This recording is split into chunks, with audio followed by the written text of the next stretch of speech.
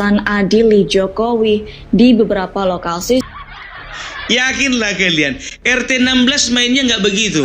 Adili Jokowi itu masih terus akan terjadi. Ada pihak dan kelompok-kelompok tertentu yang sampai hari ini itu tidak terima dengan manuver politik Jokowi. Bapak, ada banyak yang tidak sempurna dari pemerintahan Anda selama 2 periode. Mungkin itulah yang dikritik orang-orang.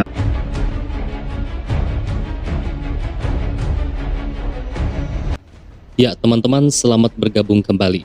Belakangan ini kita dihebohkan atau diresahkan dengan aksi vandalisme dengan tulisan Adili Jokowi. Namun alhamdulillahnya salah satu pelaku akhirnya ditangkap di Surabaya, teman-teman. Dan ternyata pelaku ini dibayar 250.000. Wow. Berarti jelas ya, dibayar berarti memang ada pihak-pihak di belakang ini semua, di balik ini semua yang menggerakkan mereka gitu loh. Nah teman-teman, setelah berita penangkapan salah satu pelaku vandalisme ini, Profesor Ikrar Nussabakti dan politisi Deddy Sitorus PDIP muncul memberi statement. Dan lebih menarik lagi teman-teman, ada Opung Parbelak dan Adi Prayitno yang memberi petunjuk kepada publik pihak-pihak mana saja yang kemungkinan terlibat atau merupakan orang-orang di balik aksi vandalisme Adili Jokowi. Dan seperti apa videonya, mari kita simak saja. Sekira 15 titik coretan aksi vandalisme bertuliskan Adili Jokowi meluas hingga ke Yogyakarta. Merespons hal itu, Satpol PP langsung turun tangan untuk melakukan pembersihan. Menurut Kepala Satpol PP Kota Yogyakarta, Okto Nur Arafat, lokasi yang menjadi aksi vandalisme diantaranya di pagar Stadion Mandala Krida, halte Trans Jogja di Jalan Sultan Agung. Selain itu, jembatan layang Lempuyangan hingga kawasan Simpang 4 Jetis.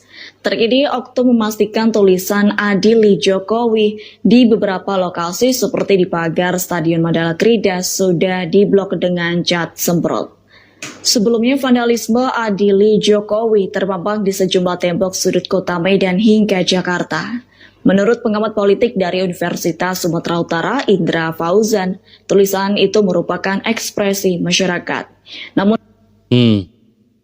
merupakan ekspresi masyarakat, tapi menurut saya sih ini sangat mengganggu ya, sangat meresahkan dengan mengotori lingkungan gitu kan, coret-coret seperti ini di tembok warga, di tembok-tembok yang dibangun oleh pemerintah gitu kan. Kenapa mereka tidak datang saja melapor langsung apabila memang sudah jelas punya bukti-bukti kejahatan-kejahatan atau pelanggaran-pelanggaran yang dilakukan oleh Bapak Jokowi gitu kan. Bukan kayak gini caranya gitu loh. Ini merupakan sebuah aksi yang tidak dewasa dan terkesan norak. Nah ini teman-teman yang tadi saya maksud di awal, salah satu pelakunya ditangkap di Surabaya ya, dan ternyata dibayar 250.000. Ternyata bayaran dan mereka akan ada gerakan mahasiswa dan masyarakat di kota Solo yang juga topiknya adalah Adili Jokowi, itu masih terus akan terjadi ya. Kita bisa lihat ya, mengapa gerakan ini muncul. Ini bisa saja merupakan awal dari gerakan sebuah reformasi politik. Jangan lupa, pada awalnya yang namanya reformasi 1998 itu diawali oleh gerakan-gerakan mahasiswa yang bersifat kecil-kecilan. Dan pada saat itu saya masih mengajar di sebuah universitas swasta di bilangan Cempaka Putih ya.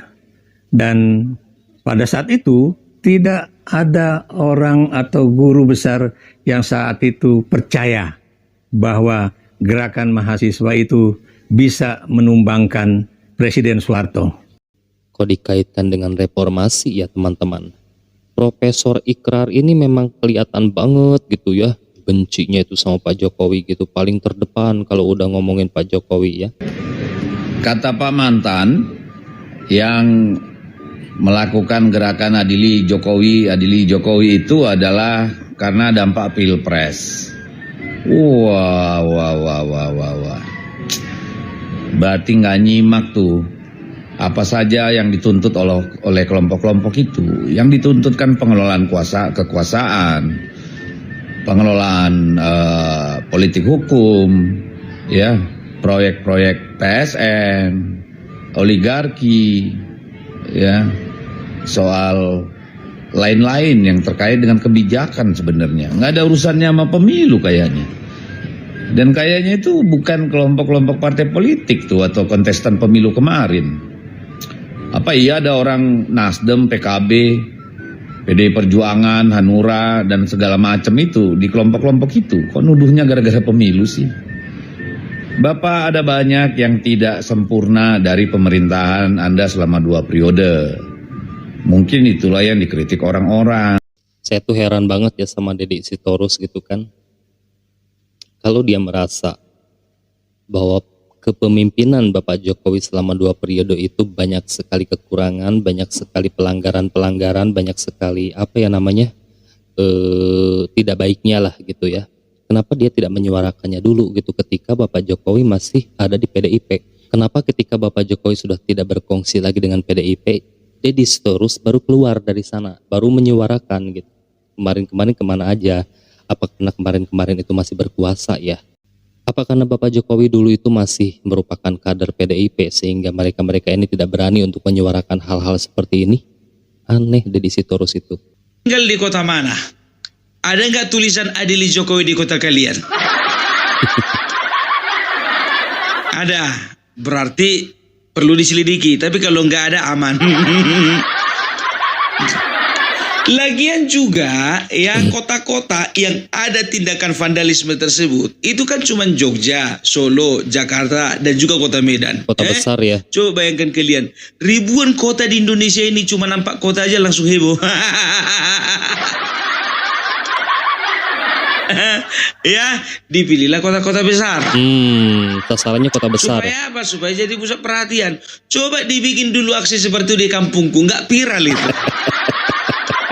Nggak viral.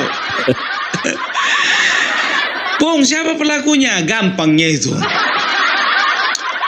Coba masih ingat kalian tahun lalu, kelompok mana yang selalu ngotot ya untuk mengadili Jokowi? Abraham Samad, Refli Harun, Amin Rais, Said Didu, termasuk Rocky Gerung. Seperti Pak. Kalau Rocky Gerung ini memanas-manasi nih.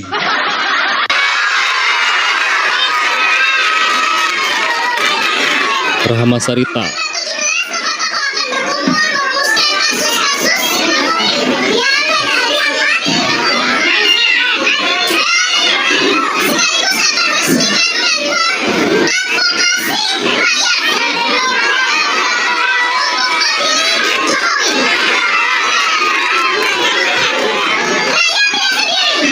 Ya golongan-golongan mereka lah yang kemungkinan ada di balik aksi vandalisme itu ya.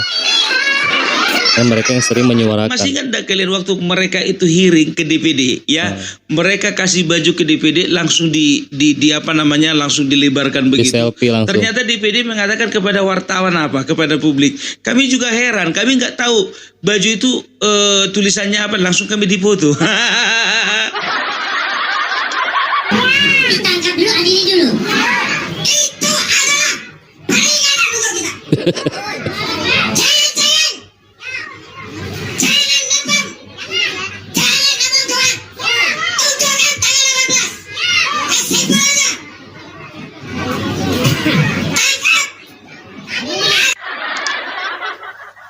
Ya, jadi sebetulnya begini, ya kalau bicara dari kelompok mana ya, kalau bicara dari kelompok mana sudah pasti dari kelompok mereka. Tidak mungkin dari kelompok pendukung Prabowo, tidak mungkin. Ya, kalau dibilang kalau dari pendukung RT 16 ya cara mainnya nggak begitu. Beda. Yakinlah kalian, RT 16 mainnya nggak begitu. Ini RW 24 ini. Karena apa? Kalau RT 16 yang ribut itu elitnya di atas.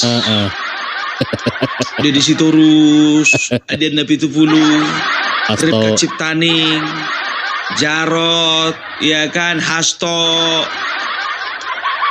Kalau RT 16 itu yang ribut itu pengurus RT-nya. Mulai dari ketua RT sampai perangkat RT-nya. Kalau kayak gini, ini model mainannya RW 24. Karena apa? Dari kemarin ya RW 24 selalu ngotot untuk mengadili Jokowi. Kan begitu ya. Pokoknya banyak ya. Kelihatan, mereka kan? bikin forumnya dibubarkan. Mereka bikin forum beberapa kali, nggak ada lagi yang datang. Isu yang menurut saya paling happening, viral, dan menjadi pergunjingan yang tak berkesudahan, yaitu soal gerakan vandalisme, semacam gerakan coret-coret tembok yang terjadi di berbagai tempat yang meminta supaya Jokowi itu diadili.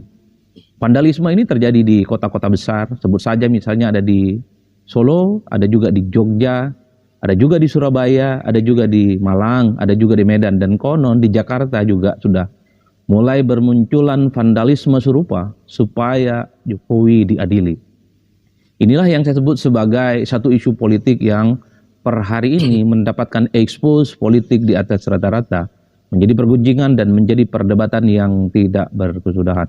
Tentu secara politik ya, gerakan vandalisme semacam ini tidak lahir dalam ruang hampa, tapi tentunya lahir dalam sebuah ekspresi politik di mana sepertinya ada pihak-pihak tertentu, entah itu orang, entah itu organisasi, entah itu kelompok masyarakat yang masih sangat kecewa dengan Jokowi, yang dinilai manuver politiknya di akhir kekuasaannya itu sangat ekstrim, terutama terkait dengan putusan Mahkamah Konstitusi, termasuk juga soal bagaimana perilaku politik Jokowi yang dinilai merusak demokrasi.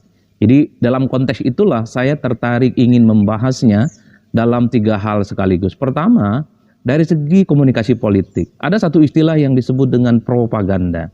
Jadi propaganda itu adalah semacam pesan politik yang sengaja dihembuskan, sengaja disampaikan oleh pihak-pihak tertentu, entah individu ataupun kelompok. Tujuannya adalah untuk menyerang seseorang, tujuannya adalah untuk mendiskreditkan seseorang, tujuannya adalah untuk menjatuhkan reputasi seseorang. Biasanya sang pemberi pesan dalam gerakan propaganda semacam ini sulit untuk dideteksi, sulit untuk dilacak, gerakannya bawah tanah. Tapi pesan-pesan yang disampaikan itu nyata, yaitu untuk merusak reputasi seseorang. Jadi dalam konteks ini tentu vandalisme itu adalah sebagai upaya untuk ngasih pesan.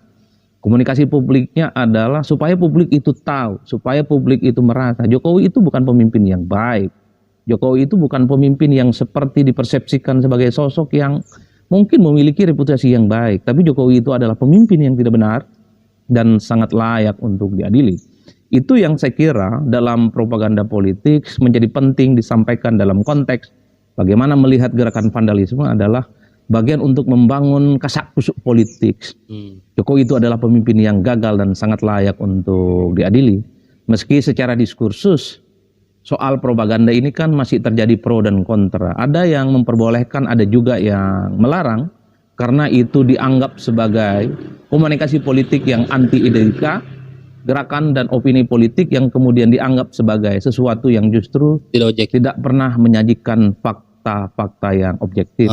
Tapi terlepas di antara segala-galanya, tentu saja propaganda semacam ini tujuannya satu, bahwa ingin menyerang Jokowi dan bagaimana merusak kredibilitas Jokowi sepanjang Jokowi menjadi presiden 2 periode di Republik Indonesia. Itu konteks ya, propaganda. Makanya tidak mengherankan vandalisme ini kan sulit untuk dicek kira-kira siapa pelakunya, tapi pesannya sampai kepada publik. Itu yang pertama. Yang harus diakui, ini kan menegaskan bahwa sebenarnya ada pihak dan kelompok-kelompok tertentu yang sampai hari ini itu tidak terima dengan manuver politik Jokowi. Masih kecewa dan masih marah karena Jokowi itu dianggap sebagai mantan pemimpin yang merusak demokrasi, dianggap presiden yang dulunya terlampau jauh cawe-cawe dalam urusan pemilu, khususnya pemilu di 2024, yang kemudian sang putra mahkota juga bisa bertanding dalam pilpres. Ini adalah ekspresi-ekspresi kemarahan yang sepertinya sampai hari ini itu akan terus disampaikan melalui gerakan-gerakan vandalisme itu. Bahkan kalau kita agak sedikit flashback ke belakang, beberapa hari yang lalu, beberapa waktu yang lalu, ada juga yang demonstrasi supaya Jokowi itu minta diadili. Bahkan ada yang disebut dengan Nurani 98, mantan-mantan aktivis 98 mendatangi KPK, berbekalkan data OCRP yang menyebut Jokowi bagian dari salah satu pemimpin terkorup di dunia untuk segera diusut. Itu kan adalah ekspresi dari sebuah kemarahan dan kekecewaan secara politik yang sampai hari ini masih cukup nyata. Bagaimana Jokowi itu hampir setiap hari selalu mendapatkan protes dan perlawanan, terutama dari kelompok-kelompok aktivis dan kelompok-kelompok kritis. Mungkin Jokowi ini adalah mantan presiden pertama kali di Indonesia setelah tak lagi jadi presiden, terus dirongrong, terus dikritik, dan bahkan ada pihak-pihak yang kemudian meminta supaya Jokowi itu diadili. Nah, tapi yang paling menarik adalah yang ketiga, soal respon Jokowi. Seperti biasa, respon Jokowi itu kan datar-datar saja. Respon Jokowi itu pendek dan responnya itu terkesan tidak menganggap bahwa gerakan vandalisme dan serangan-serangan yang mengarah kepada dirinya itu adalah sesuatu hal yang penting. Itu adalah gaya khas dari Jokowi. Tapi secara persamaan, Jokowi itu ingin menunjukkan semakin Jokowi diserang, semakin Jokowi itu dihujat, Jokowi selalu menunjukkan bagaimana kemesraan dan kedekatannya dengan rakyat. Ya terbukti misalnya rumahnya Jokowi itu kan hampir setiap saat menunjukkan bagaimana antrian yang cukup panjang hanya sekedar bertemu dan berselfie dengan Jokowi. Di berbagai tempat di acara-acara tertentu masih banyak orang-orang yang juga ingin selfie dan foto bersama dengan Jokowi. Itu adalah yang saya sebut sebagai kontra narasi dari Jokowi. Ya, teman-teman, seperti itulah ya. Jadi di sini Opung Parbelak dan Adi Praitno seolah memberi petunjuk kepada kita siapa-siapa saja yang ada atau terlibat di balik aksi vandalisme Adili Jokowi. Karena memang kalau kita mengingat rekam jejak dari gerombolannya RW 24 yang selalu kencang menggaungkan untuk mengadili Pak Jokowi. Jadi dugaan-dugaan kita, kemungkinan-kemungkinan itu tertuju kepada gerombolan mereka gitu ya, siapa lagi gitu kan. Dan ini sudah terbukti salah satu pelaku vandalisme Adili Jokowi ini juga sampai dibayar 250.000 gitu kan. Ini menunjukkan bahwa mereka itu adalah orang-orang bayaran gitu kan, dan pasti ada yang nyuruh gitu kan, makanya mereka dibayar gitu kan, seperti itu ya. Semoga saja pemerintah ini, aparat kepolisian juga segera menciduk ya satu persatu orang-orang yang sudah meresahkan ya dengan aksi vandalisme ini. Nah, terima kasih buat teman-teman yang sudah kembali menyimak. Sehat selalu, lancar rezeki. Sampai jumpa lagi di next video.